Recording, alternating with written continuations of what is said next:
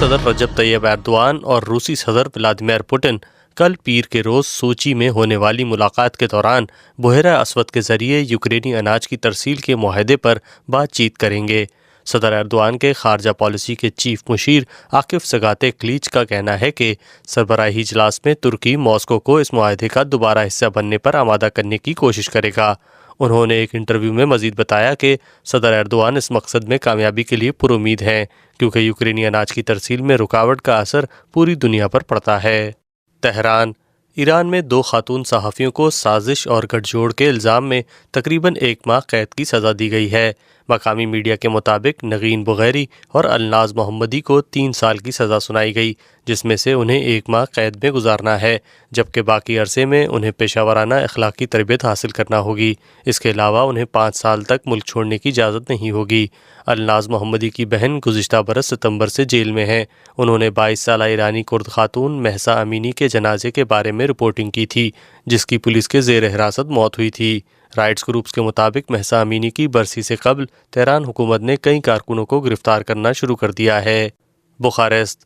Romania کی وزارت دفاع نے روس کی جانب سے دریائے ڈینیوب پر اپنی سرحد کے قریب کیے جانے والے حملے کی شدید مذمت کی ہے۔ رومینیا کے حکام کے مطابق یوکرین میں شہری اہداف اور تنصیبات کو نشانہ بنانا انسانی ہمدردی کے بین الاقوامی قوانین کی خلاف ورزی ہے۔ قبل ازیں روسی فوج نے کہا تھا کہ انہوں نے ہفتے اور اتوار کی درمیانی شب رومینیا کی سرحد کے قریب دریائے ڈینیوب کے ساتھ واقع یوکرینی شہر رینی میں ایندھن ذخیرہ کرنے کی تنصیبات کو نشانہ بنایا تھا۔ نیٹو اور یورپی یونین کے رکن ملک رومینیا کی جانب سے مزید واضح کیا گیا کہ روسی حملے میں ان کی سرزمین یا پانی کو ٹارگیٹ نہیں کیا گیا۔ تل ابیب۔ اسرائیلی پولیس اور اریٹریا کے مہاجرین کے درمیان پرتشدد جھڑپوں میں کم از کم 150 افراد زخمی ہو گئے۔ اسرائیلی میڈیا کی رپورٹوں کے مطابق تل ابیب میں درجنوں تارکین وطن اپنے سفارت خانے کے سامنے اریٹریا کی حکومت کے خلاف احتجاج کے لیے جمع ہوئے تھے۔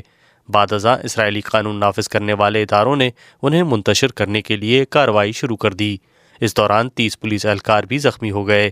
اسرائیل میں 30,000 سے زائد سیاسی پناہ کے متلاشی افریقی باشندے مقیم ہیں، جن میں سب سے بڑی تعداد اریٹریا کے شہریوں کی ہے۔ تائپے۔ سمندری طوفان ہائیکوئی تائیوان کے مشرقی حصے سے ٹکرا گیا ہے۔ یہ 4 سالوں میں جزیرے سے براہ راست ٹکرانے والا پہلا بڑا طوفان ہے۔ قدرتی آفت سے نمٹنے کے لیے تائیوان میں حفاظتی اقدامات کیے جا رہے ہیں۔ حکام نے خطرے سے دوچار علاقوں سے ہزاروں افراد کو محفوظ مقامات پر منتقل کر دیا ہے اور شہریوں کو پہاڑی اور ساحلی علاقوں پر جانے سے گریز کرنے کی ہدایات جاری کر رکھی ہیں۔ تیز ہواؤں اور شدید بارشوں کے نتیجے میں تقریباً 250 ڈومیسٹک اور 25 بین الاقوامی پروازیں بھی منسوخ کر دی گئی ہیں۔ جوہانسبرگ۔ زمبابوے کرکٹ ٹیم کے سابق آل راؤنڈر کھلاڑی ہیتھ اسٹریک 49 برس کی عمر میں انتقال کر گئے۔ ان کی اہلیہ نے سوشل میڈیا پوسٹ پر اس بارے میں بتایا اور لکھا کہ وہ بڑی آنت اور جگر کے کینسر کی بیماری سے لڑ رہے تھے۔ ہیتھ اسٹریک نے زمبابوے کے لیے 1 روزہ میچوں میں 237 وکٹیں حاصل کیں۔ انہوں نے اپنے ٹیسٹ کیریئر میں زمبابوے کی کپتانی کے بھی فرائض سر انجام دیے تھے۔ بعد ازاں ICC کی طرف سے ان پر اینٹی کرپشن کوڈ کی خلاف ورزی کرنے کے نتیجے میں 8 برس کی پابندی لگا دی گئی تھی۔ کییو۔ یوکرینی ایئر فورس کا کہنا ہے کہ انہوں نے آج اتوار کی صبح 22 روسی ڈرونز کو نشانہ بنایا ہے۔ روس نے جنوبی یوکرینی علاقے اوڈیسا پر حملے کے لیے کل 25 ایرانی ساز شہید ڈرون استعمال کیے تھے، جن میں سے 22 کو تباہ کر دیا گیا۔ روس کی جانب سے بحیرہ اسود کے راستے یوکرینی اناج کی ترسیل کے معاہدے کے خاتمے کے بعد جنوبی یوکرین میں بندرگاہی شہروں پر حملے تیز کر دیے گئے ہیں۔ گزشتہ ماہ یوکرین سے بحیرہ اسود کے ذریعے پہلا سویلین کارگو جہاز روسی ناکہ بندی کی خلاف ورزی کرتے ہوئے استنبول پہنچا تھا۔ یوکرینی صدر ولادیمیر زیلنسکی نے ہفتے کے روز بتایا کہ بحیرہ اسود سے اناج کی عارضی راہداری سے 2 مزید بحری جہاز گزرے ہیں۔ تائپے۔ سمندری طوفان ہائیکوئی تائیوان کے مشرقی حصے سے ٹکرا گیا ہے۔ یہ 4 سالوں میں جزیرے سے براہ راست ٹکرانے والا پہلا بڑا طوفان ہے۔ قدرتی آفت سے نمٹنے کے لیے تائیوان میں حفاظتی اقدامات کیے جا رہے ہیں۔ حکام نے خطرے سے دوچار علاقوں سے ہزاروں افراد کو محفوظ مقامات پر منتقل کر دیا ہے اور شہریوں کو پہاڑی اور ساحلی علاقوں پر جانے سے گریز کرنے کی ہدایات جاری کر رکھی ہیں۔ تیز ہواؤں اور شدید بارشوں کے نتیجے میں تقریباً 250 ڈومیسٹک اور 25 بین الاقوامی پروازیں بھی منسوخ کر دی گئی ہیں۔ پیونگ یانگ۔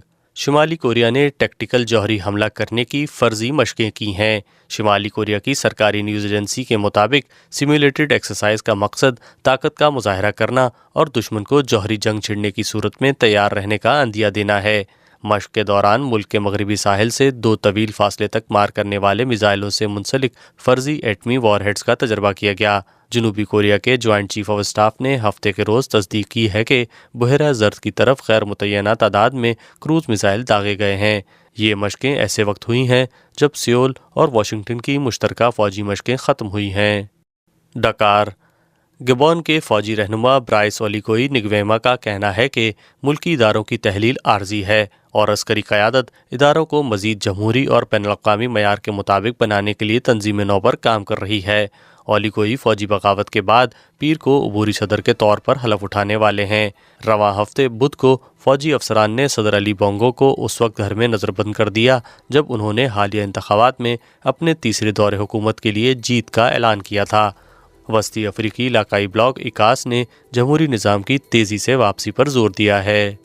برلن جرمنی کی opposition party Christian democratic union کے سربراہ فریڈرش میرز مزید ملکوں کو محفوظ ممالک کی فہرست میں شامل کرنا چاہتے ہیں۔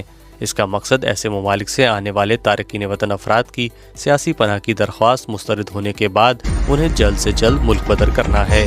میرز نے تیونس، مراکش، الجزائر اور بھارت کو ایسے ممالک کے طور پر نامزد کیا جنہیں اس فہرست میں مزید شامل کیا جا سکتا ہے۔